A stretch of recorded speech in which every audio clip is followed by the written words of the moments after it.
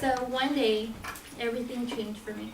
I was just sitting on the living room, just watching TV, and out of nowhere, I hear the ground moving, shaking, and out of nowhere, I see fire everywhere, people screaming and running, and I'm like, and I'm all by myself, so I'm like, what do I do? Where do I go? Where do I scream? How do I get out? And like, are people gonna come in here and take my things away? Are they gonna like rob the house and I'm gonna be there defenseless? So I went outside to see the chaos and everybody was running and I didn't know what to do, so I was running as well and screaming on top of my lungs, screaming like, oh my God, are we gonna die? Is it the end of the world and whatnot?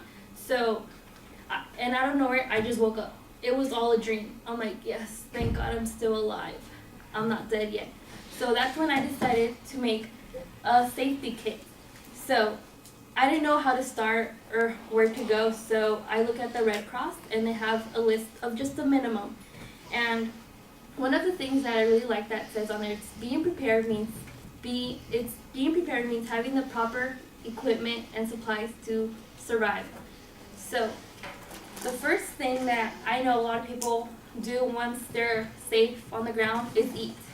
So Pop-Tarts are the easy way to go. They don't spoil and they're good and like everybody loves them, I think. And water. You guys are gonna need waters too, obviously, not get dehydrated, and drink.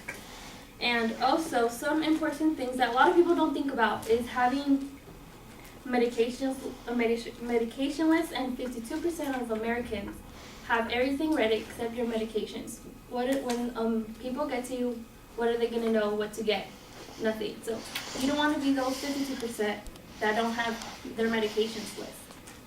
So you also want to have medications list, some IDs, some papers saying that you own property, but they have to be copies or originals if you can. I didn't decide to bring any because my parents didn't let me bring any.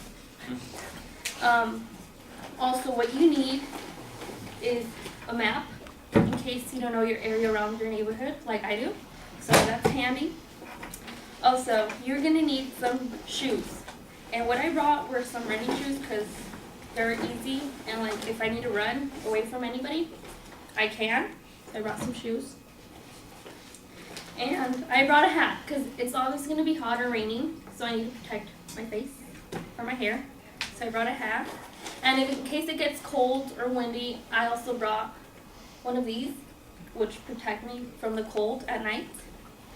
And I have a dog, and most of you might have dogs as well.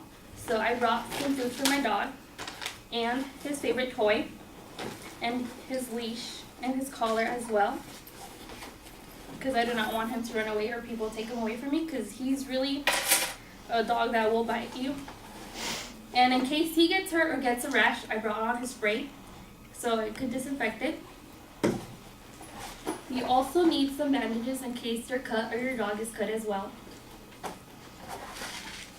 My mom gets migraines a lot, or she has a headache or anything, and where anything goes wrong, so I brought some Advil for her. And ladies, you are going to need some hygiene, so be prepared. Bring some sunscreen, some deodorant, and some body spray. Also, bring some tampons. You never know. Mother Nature calls.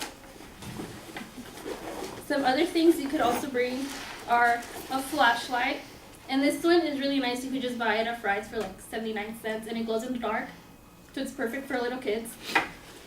And you also need is the charger and your phone and some spare change. Always carry some spare change around. And now that I've showed you what you need for a proper safety kit, it's just simple things. You do not want to rely on authorities to come rescue you. A lot of people do that. 55% of Americans rely on local authorities. You're going to be just stranded there and be like, okay, they're going to save me. No, 55% of Americans also rely, so you're going to be saved or maybe not saved. So you just want to be sure you have a proper safety kit. There's some other things you have, but I just brought the simple things for you to carry on because it's really heavy. So just some simple things right here.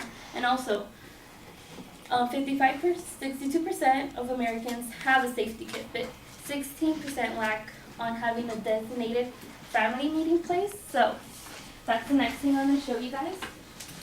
It's really simple. Just if you don't know how to do one, the only thing you need to do is know how your house is. When you know how your house is, you just literally sit down with your family discuss it, and tell them like where you need to go. So as you can see up here, I have my family, my house, my parents' house. And as you can see, if you don't get how I drew it, there's a little example, the red lines, as you can see down here, those are the doors of the house to exit out, and the windows as well. For me, I've thought of every situation. What happens if there's a fire at my door? How do I get out? If I can't get out through any of these exits, which is the door, I have to jump out the window. And it's not really high, so it's just like from here down the window, so I'm perfectly fine. But my parents, they have a window that's old and really doesn't open. For them, God help them, they could come out here and running through this way. But for them, it's much easier for them just to come through here and go that door out. For my little brother, who's a scaredy cat at everything, for him jumping the window is not going to be the case for him. I'm going to literally have to get out this door, pick him up, and go out through this exit. For him, it's easier for him to go out, but he's too small and doesn't really know what's going on, so I would have to literally carry him and get him out the door. For my dog, he knows how to get out. We had to bring a trainer in to train him like in every different situation. For him, to let us be known that there's something else, he's gonna start barking for us, and that's indication that something's wrong or something has to go. We have to go.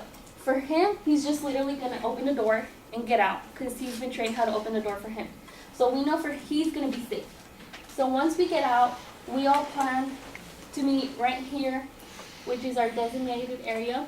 It's really simple. It's right in front of our house, just in the plain open. If not, at this location right here, at the bottom of the door, there's like a little park there for kids to play, and that's going to be another designated area if we get lost or anything. So this is just something simple to plan with your family, discuss, and every scenario case could happen. So it's just really simple things to do you could do. Also, I've also planned, like I said before, being prepared means being fully equipped. What happens if your car breaks down and you don't know what to do? For me, my parents have signed me up for AAA because they know I do not know how to do anything. So just simple things you could use. Is a blanket. They say that in case you don't know when it's freezing cold, you can sleep in your car. For me, once you get out of the car, if it's dark at night, whatever, people can't see you, you wear this vest. They could see you anywhere, and yes, it's not fashionable, but it doesn't really matter for your safety. Another blanket in case it's not cold, but it's hot outside and you don't want to get sunburned or anything, you could just put this over yourself. What my dad has made me bring is just simple things like the brake. If it's the brake that can't go, you just, I guess, use this or something. I don't know. But also the transmission, he's also made me bring this for you guys. If you guys are mechanics, I know that you know what to do with that.